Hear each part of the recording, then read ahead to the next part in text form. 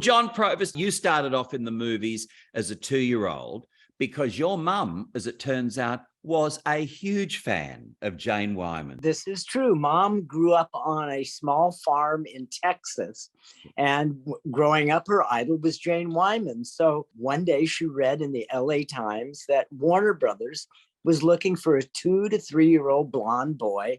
And she thinks if she takes me on this audition, she's going to meet Jane Wyman, her idol, and get her autograph. There were over 200 little boys and some little girls whose moms had cut their hair, but I ended up getting the job, and Mom got more than the autograph. And then it led to another movie and more, and then that was it. The crazy part about that was I played the character as a baby, and then they had different actors playing that same character as he grew up.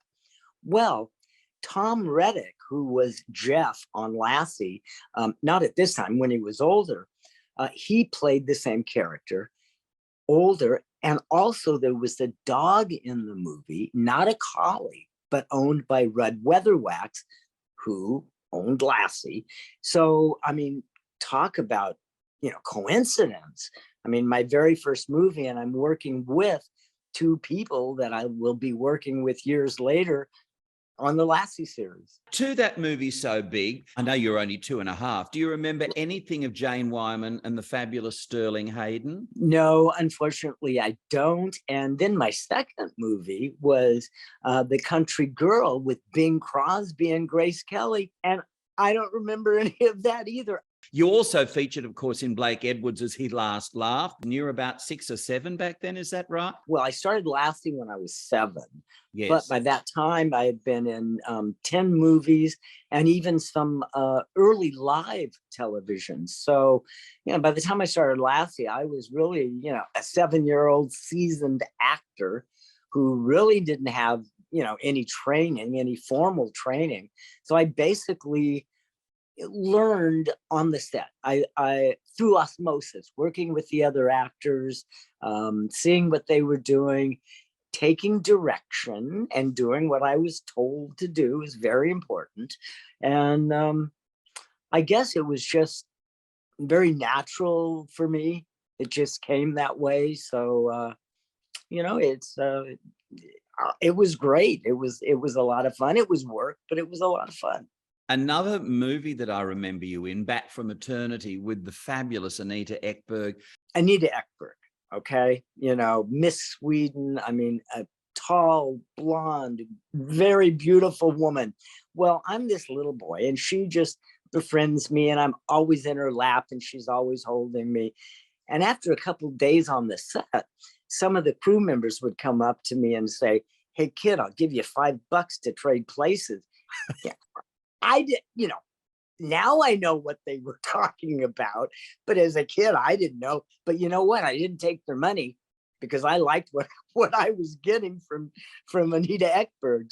Do you think, Jon, if your mum had not seen that ad, do you think that you would have gone into acting? Was this in your destiny, or might you have gone off in a completely different direction? I'm a real believer in being in the right place at the right time and having that look or whatever it is that whoever that they're looking for. And I just fell into that.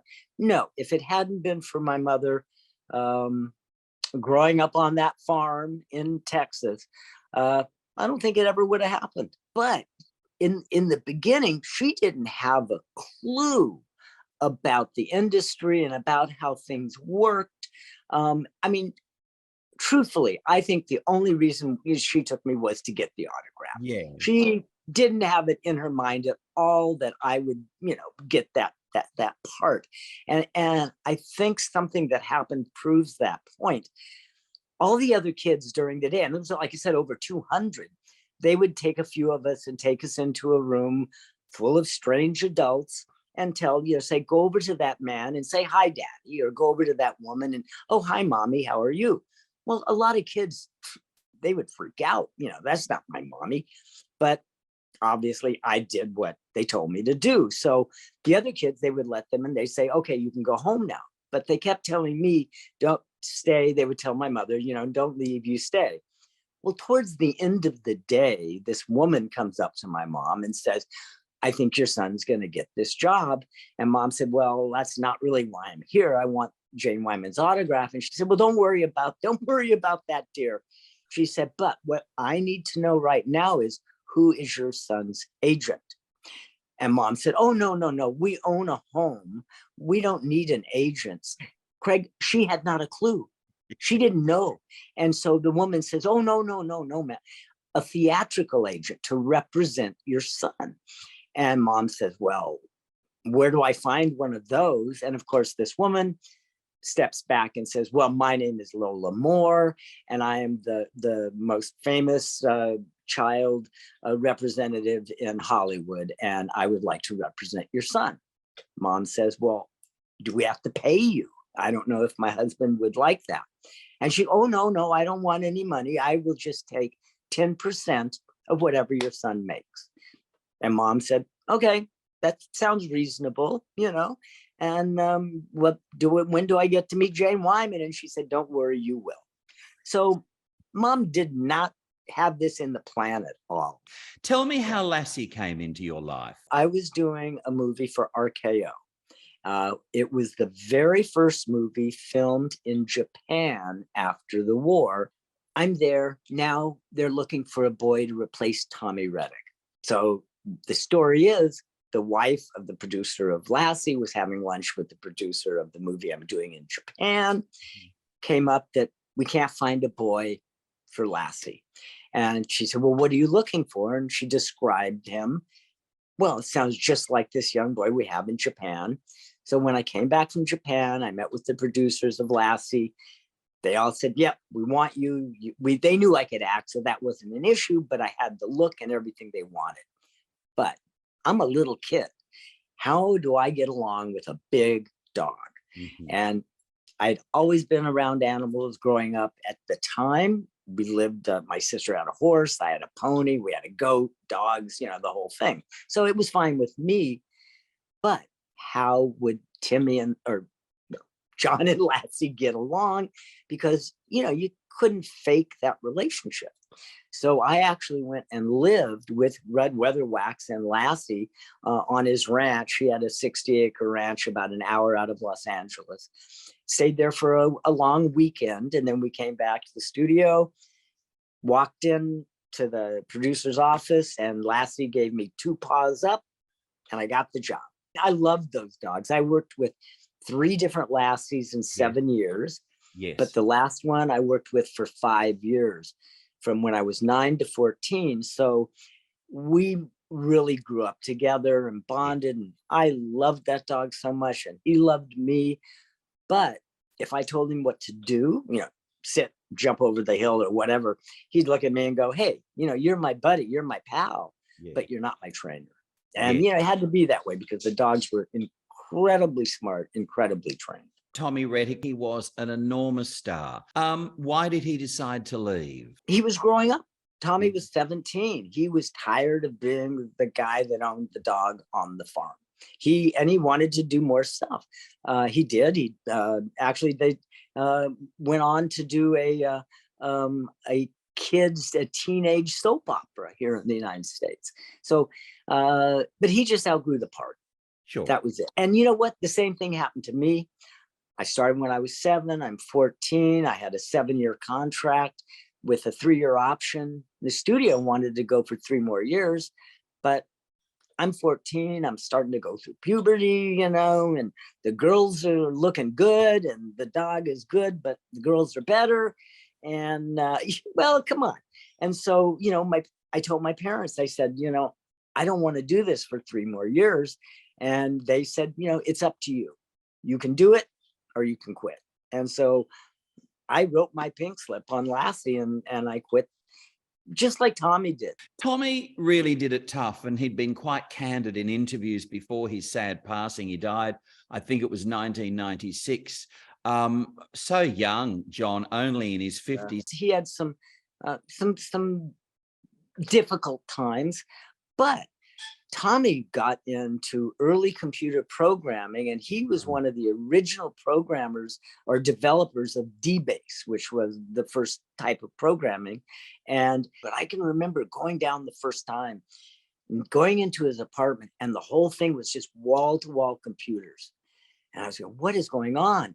Well, he got a call from Bill Gates, the founder of Microsoft. Yeah. He said, hey, I've heard about you. He said, I'm going to send my jet down, pick you up. I want to talk to you. Picked him up, flew him up to Washington, talked to him, came back. Bill Gates wanted Tommy to be in his inner circle. I mean, Wow. he really knew early computers. And Tommy was going to go for it. About 3 weeks later, he had a heart attack and died. Yes. So, it's just the timing. I don't know. It was really sad, and he was such a great guy. He really, really was. And something funny, Craig, every time, whether it would be a phone call or after dinner, shaking his hands when I was leaving, the last thing I would say to him was, thanks for the dog, Jeff, because on the last episode of Lassie, when he left and the transition was over, he gave me Lassie. And it was like, thanks for the dog, Jeff. You became one of the biggest stars on TV. What for you was that extraordinary level of fame like? It was just normal. I mean, it was just what it was. And back in the day, I mean, we would get fan mail, hundreds of pieces of fan mail every week. My mother would answer every piece of fan mail. She would put our return home address on the return letters or the photographs. And sometimes people would just show up at our home. But there was no paparazzi. It was different. It was different. There was respect, maybe, or something like that, giving you your space. I mean, I can remember going out to dinner with my family. I was the youngest of three, an older sister and an older brother, going out with the family for dinner. And people would come up and they would say, oh, I'd like your autograph, but no, after you finish your dinner. But now, it's like, here, I want to take a picture. And they grab you, take you out of your chair to take a picture. It's a whole different thing. But we didn't know that the show would still be on today in over 50 countries in reruns. I mean, and black and white, it's crazy. But I think what it shows is the quality that went into what we were doing. The stories all had a moral to them. I mean, Timmy, he wasn't the sharpest tool in the shed. He got in a lot of trouble and he did a lot of stupid things, but he learned from everything that he did. Lassie and Timmy saved animals or saved people. I mean, we were one of the first series to touch on issues like pollution and animal abuse and different things like that.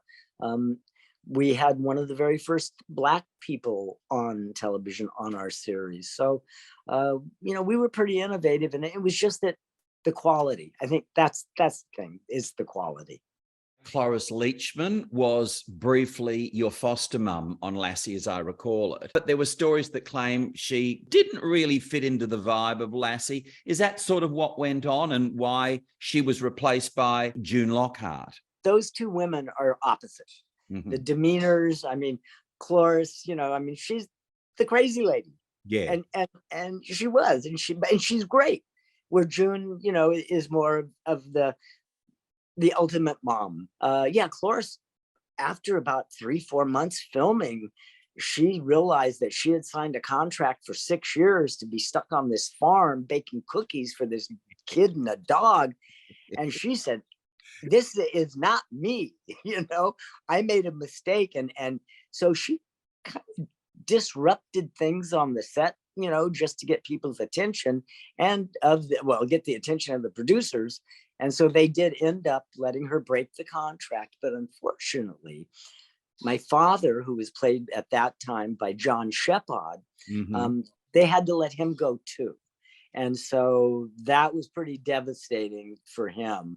But, that's just how it happened. And then the next Sunday was June Lockhart and Hugh Riley as Timmy's parents. You and June Lockhart, there was a great chemistry, John. I speak with her all the time. We've stayed in contact over the years, the whole time. So Christmas, birthdays, spoke with her on her birthday. She's doing well. She is 97 years old, so we have to take that into account. But no, she's doing well. What was the real June Lockhart like? June was what you saw. June was a little bit of a diva, but come on, she's June Lockhart. I can remember when she first started on the show, and I was a little precocious, and I was like kicking her under the table, and she took me aside and she said, "Young man," she goes, "you're a professional. I'm a professional. You're a child playing a child. I'm an adult playing an adult. Someday you will be an adult playing an adult. So you act like a professional, and then we will get along just fine." And I took that to heart. Now, Lassie, for you, wasn't all smooth sailing, because there was an occasion where you nearly drowned. Well, we were filming in the wintertime. We were actually filming on Thanksgiving Day in the Sierras on a river in Sonora, California in the wintertime. It's like freezing, and Timmy and Lassie were on a raft, and the raft was to break up in the water and the rapids, and Timmy and Lassie got separated. Well, they couldn't use doubles for Timmy or Lassie because they had to see our faces, and it was before computers and CGI and all of that. So we couldn't rehearse it. We did the shoot.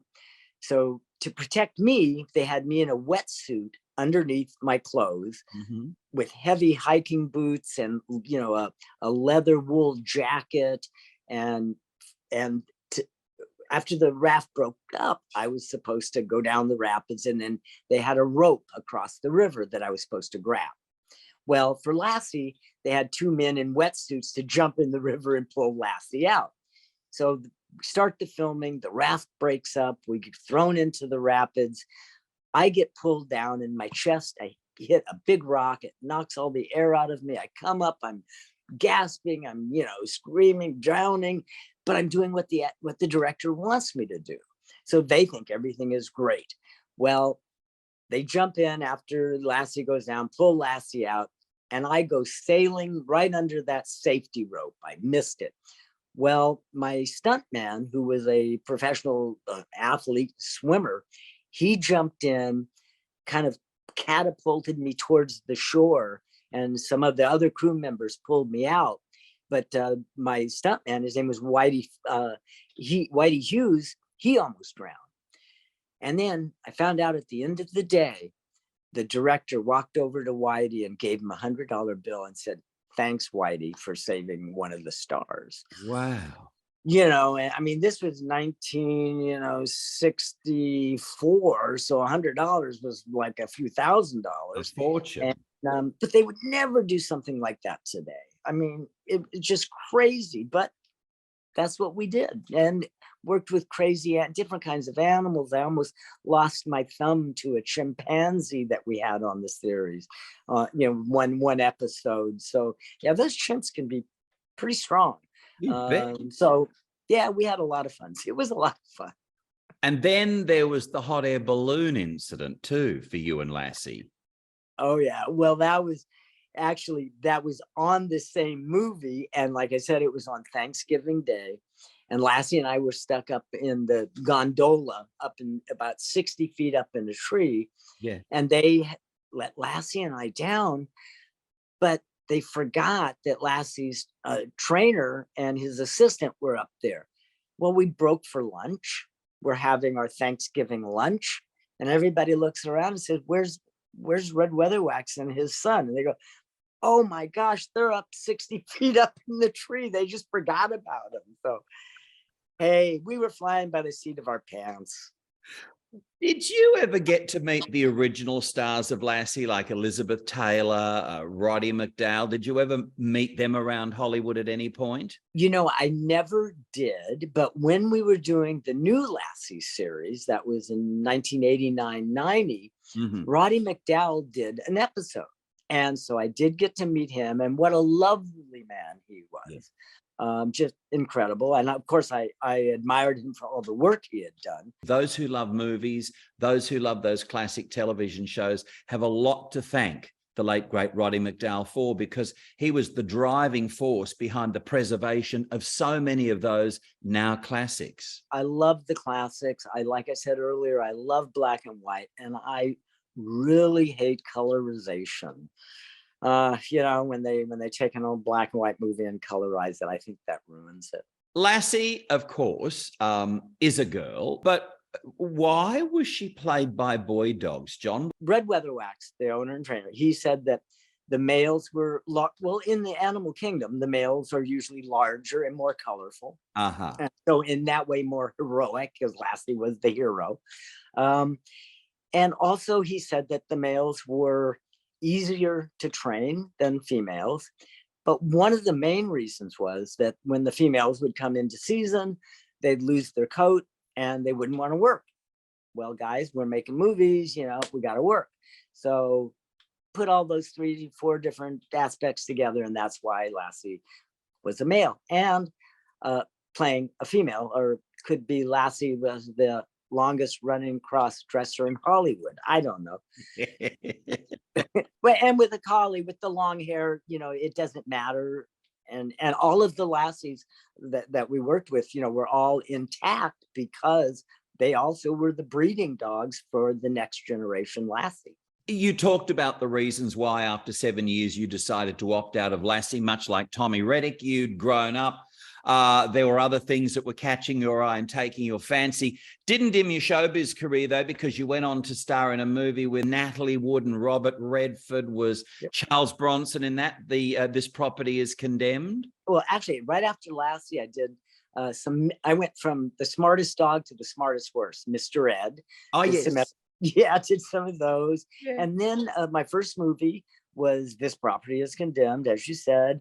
And also in that movie was Mary Badham, who played Scout in To Kill a Mockingbird, who actually is on tour now in the play.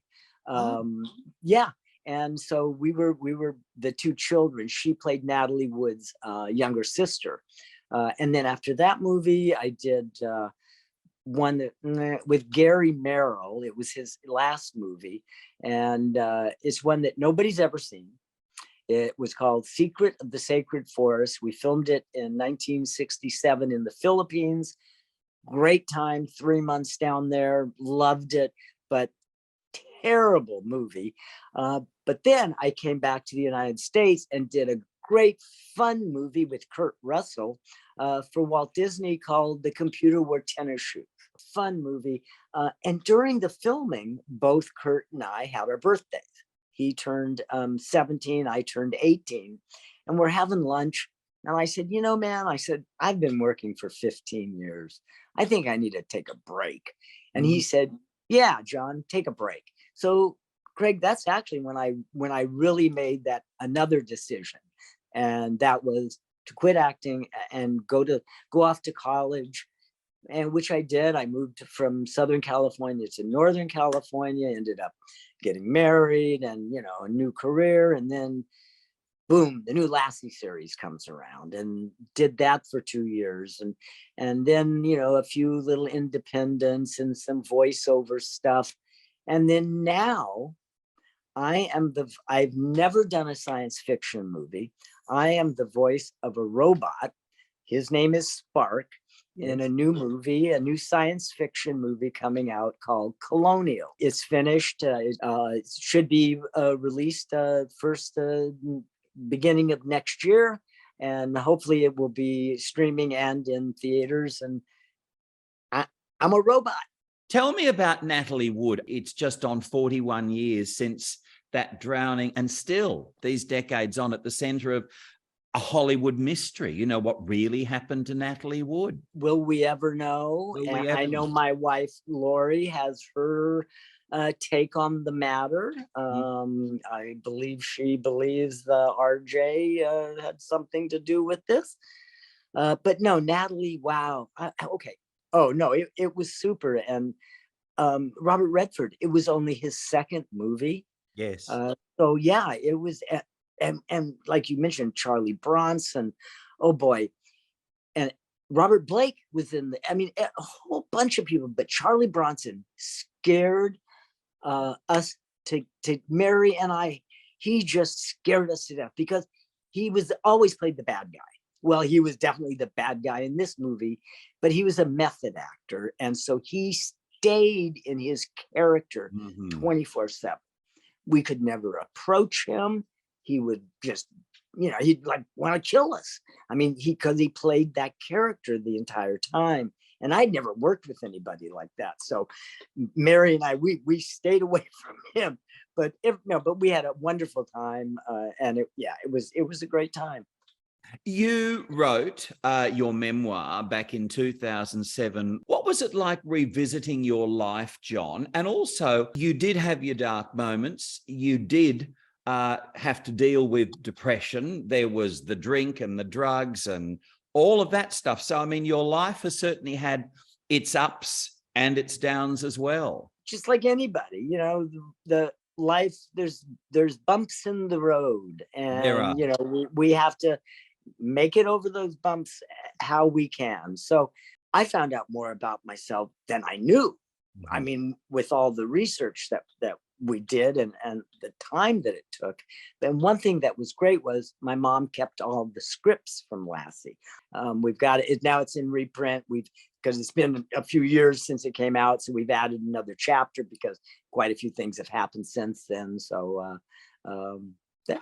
Now, the Laurie you're referring to is your second wife, the fabulous author extraordinaire, Laurie Jacobson. And I think she's right there with you. Hi, Craig. Take me back to how you met, because it really is a beautiful story. We were both at a Comic-Con, back then called Autograph Shows. And I was there signing some books of mine, and he was there signing his stuff. And on Sunday morning, I went over, it was kind of slow. I went over to say hello to Stan Livingston, who played Chip on My Three Sons. And I found out later that Jon was furiously kicking Stan under the table until he introduced us. So there you have it. Yeah, it was one of those serendipitous things. I had, like you said, been married before, and I'd been divorced for 2 years. And truthfully, I was not looking at all. But when I saw Laurie, it was just, well, hello. Now, Laurie, you are an author extraordinaire, as I say. I've got a couple of books at home, including this one, which was fabulous. You're one of those great people that know the ins and outs of Hollywood. But with regard to Natalie Wood, you're not convinced, I guess, much like Lana Wood, that it was an accident. Maybe there's a little more to that story. There was a woman on another boat nearby who heard what turned out to be Natalie calling for help for quite a long time. And the response from the boat Natalie fell from was pretty much, keep your pants on, we'll get to you. So that could have only been two people, the captain of that ship or Robert Wagner. And why would the captain speak to his employer that way? Christopher Walken was asleep in his cabin. So, and then there is the fact that she was missing for at least 3 hours before Robert Wagner called Shore Patrol. So why do you wait if your wife is suddenly missing from the ship in the dark in the middle of the night? So those, if somebody could answer those questions for me in a way that does not implicate him, then you could change my mind. I would say it was Mr. Wagner's greatest acting job. Will we ever get to the bottom of what really happened? Was it an accident?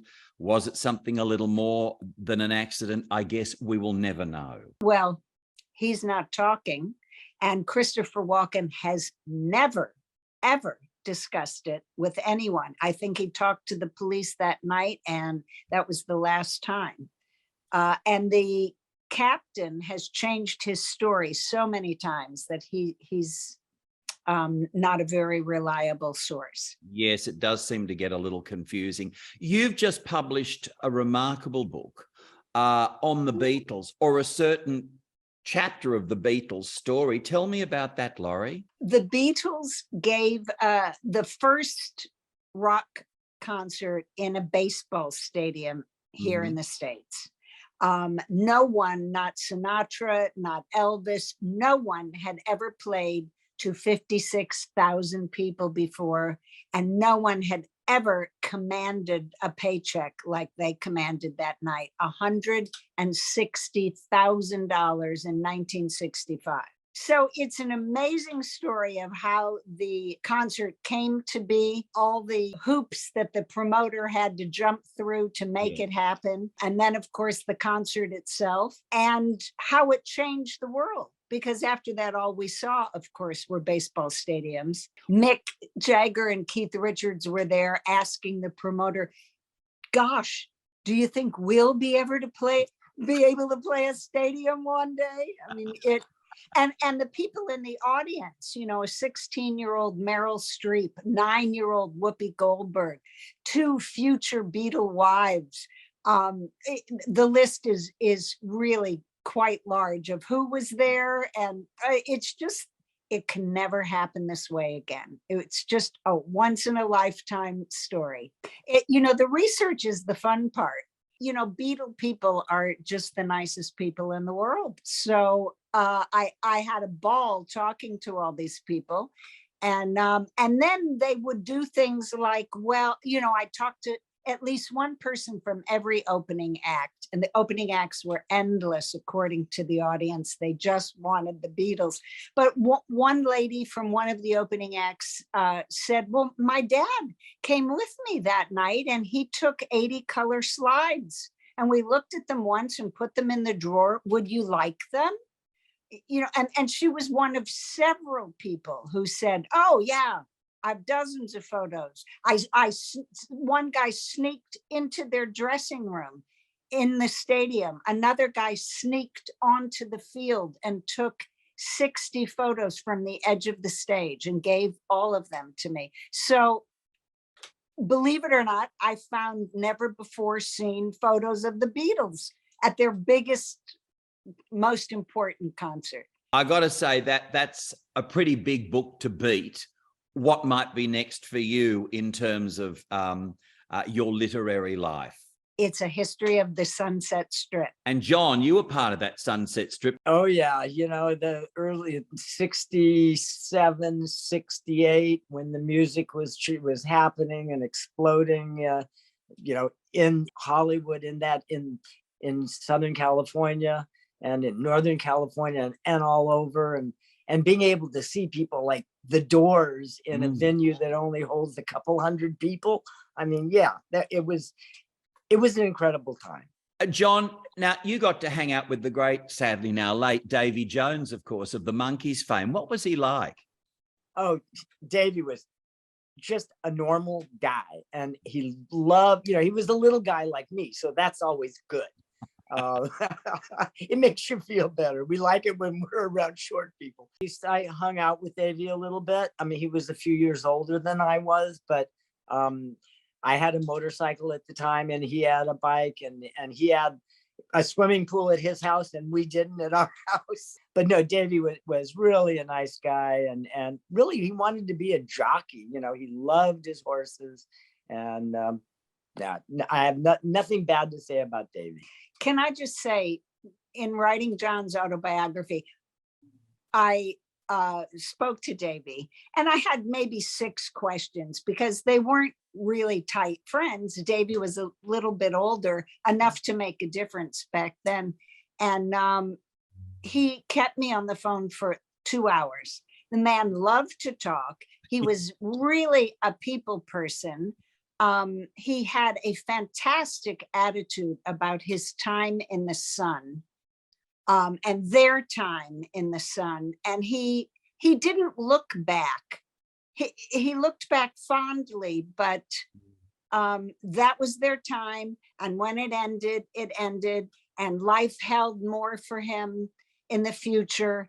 And he told me that as a monkey, he hid Abby Hoffman in his house.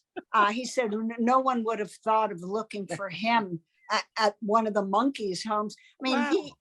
he led a very different life than the one you would suspect. And he was just one of the nicest people we ever met. Can I just say, it's always a joy catching up with you two of the most lovely people. And I thank you so much for such a really great chat. All right. Thank you so much. Thanks, Craig. You're the best. Thank you.